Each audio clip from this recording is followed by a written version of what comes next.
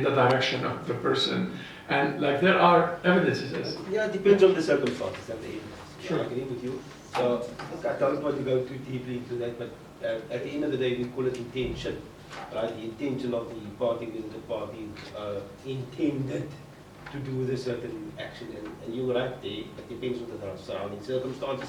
Depends on the evidence that. How do you measure? Yeah. If the person claims that they did that by mistake, and you're accusing them of intending to do the crime, how do you measure that? Yeah, you measure it by the surrounding circumstances and by the evidence. Circumstantial evidence. There we go. You must have the surrounding circumstances, like the fact that that you don't normally own a gun, but on that particular moment you had a gun. So you then came with the intention of killing the person or shooting the person if the person was shot. And so those are the things that they look at. But in each case, as rightfully in Islam also, each case must be dealt with on its own merits. Yes. So you can't always have one one hard and fast rule in respect of it. So it depends on the circumstances of each particular case.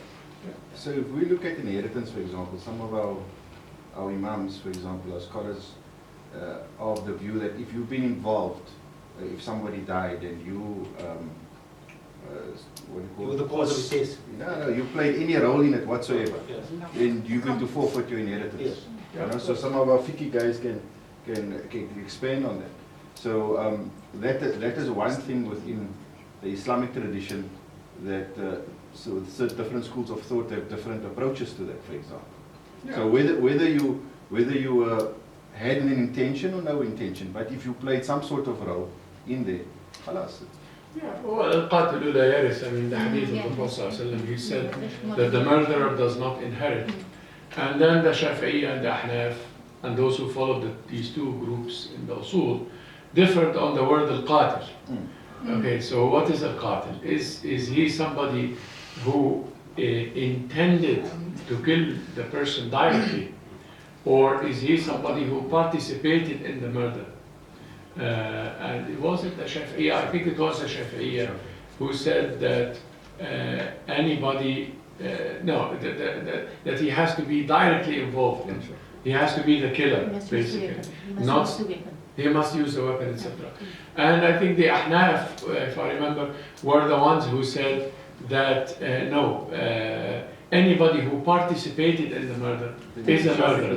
It's a group. And I think it has to do with the intent. Umar who said they told him, "I'm going to kill 10 people for killing one person." He said, if all the 10 people wanted to kill that person, لو تمالأ عليه أهل اليمن, he said, if the whole people of Yemen are at him, trying to kill him, I will kill all of them for him, because it's all of them. It's not just the person who ended up killing the murderer. It is The everyone. accomplices. It is the accomplices. So it will be a nafs bin nafs. النفس بالنفس, yeah, but in that sense, what is the maqsood of a nafs بالنفس? What is the objective of a soul for a soul? The soul for a soul, the objective is a deterrent, Yes. or Yes, punishment, that's the or act. justice. But if you're going to take it literally, then a soul for a soul, then only one person has killed one person. Even though it is 3 people who went and tied him and so on, and then the 4th shot him. But the 3 guys who tied him were also That's a classic example of establishing the intent, the objective. Exactly. What was the objective of that? Exactly. And one of them might claim, well, I tied him not to kill him, I tied him only to. But yeah, then the evidence. Yeah, and this other verse say, "Akibu mitlama okituli." And you see, now you are expected to, if they have killed one person among you, you are expected to just another person, just one. But now it is like a conglomerate carrying out the act. Yeah. Yeah. Okay, in that sense, perhaps all of them will be that nurse that killed. Yeah, I think I did that. Yeah, okay, alhamdulillah. You can think aloud in this class, no problem, yeah, please. What about if the people that tied the person up didn't realize, and the person who shot them came a little later? So let's say that this person was kidnapped someone, Yeah. and then they tied the person up so that they don't run away. but then another person came and killed that person. So are they then now Well, responsible? the prosecutor here will. I don't want to make this a legal issue, but then you come to accessory officer.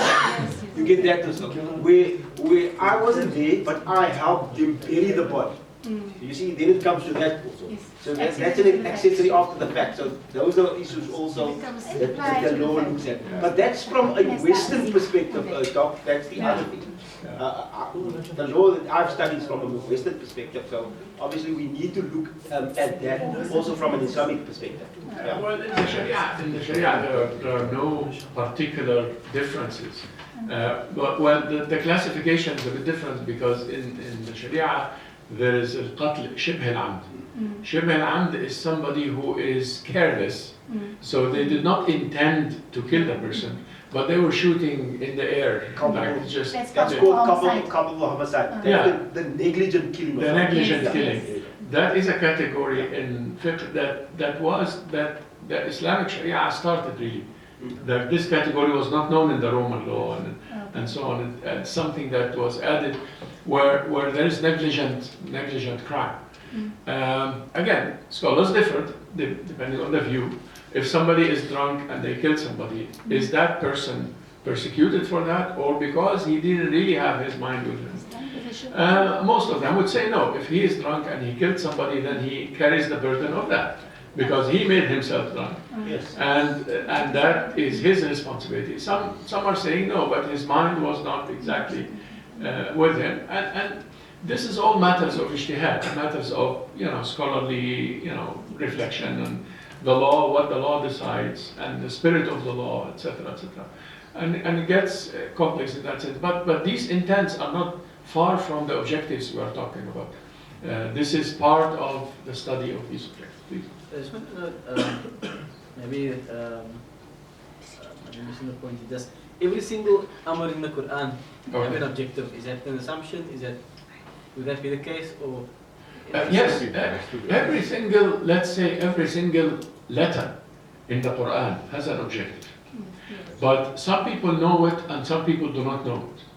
Because Allah subhanahu wa ta'ala has put so much knowledge in a middle-sized book, like 500-600 pages. He put so much knowledge in it. And therefore, the structure of the words themselves have objectives. What words are chosen and how they are structured. And if you are familiar with the Arabic language, that's why the next lecture, I didn't cover too much, because it's basically Arabic rhetoric and Arabic grammar and so on. I thought some of you might not get any of that. But basically, if you know from the Arabic, there is a mubtada, al-khabar, but you can put al-khabar before the mubtada. And you can put the fa'il or the actor, I guess, before the fa'il, before the verb. And you can put, like if you have a sentence of 5 words, you can start with any of the words. And in Arabic, the word that you start with has an objective. Why?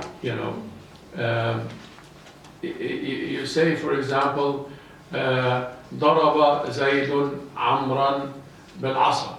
So Zayd hit Amr with a stick. ضرب زيد عمرا بالعصا. You can say بالعصا ضرب زيد عمرا.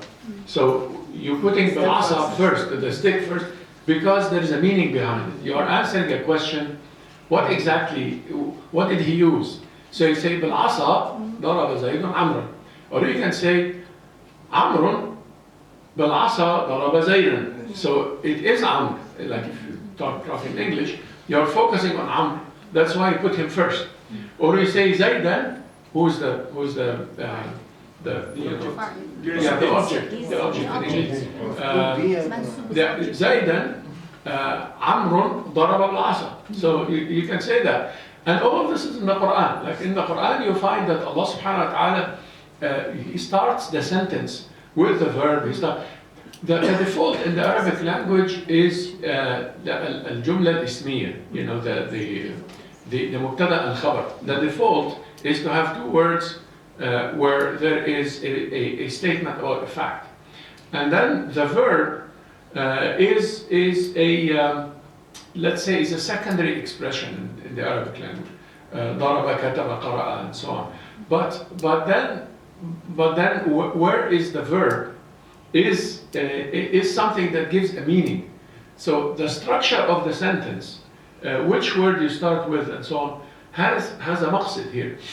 The kind of verb that you use, the kind of name that you use. You see, the lion in the Arabic language has so many names, 100 names, to mention the lion.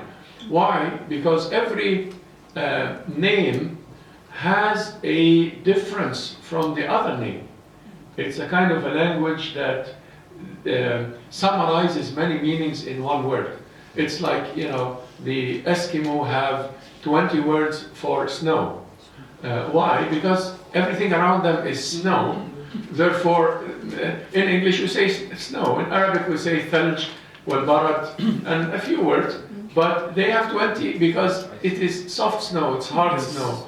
It is snow with water, it is snow with slush, and so forth. So they have, in the Arabic language, there's so many words for the lion. But when Allah subhanahu wa ta'ala chooses the word, for example, قسورة, فما لهم عن التذكرة معرضين كأنهم حمر مستنفرة أو مستنفرة فرت من قسورة. قسورة is basically a hungry lion, like it's, and therefore when he's giving an example, he's giving the example of a lion that is going to be vicious. That's why these donkeys just run and so on. Mustanfira, they ask the others to run, that's one reading, or mustanfara, that they heard a warning so they run. Anyway, so basically, why did he use mustanfira or mustanfara versus many other words in Arabic that he could have used? Because of a certain maqsad. So I'm saying that if you're going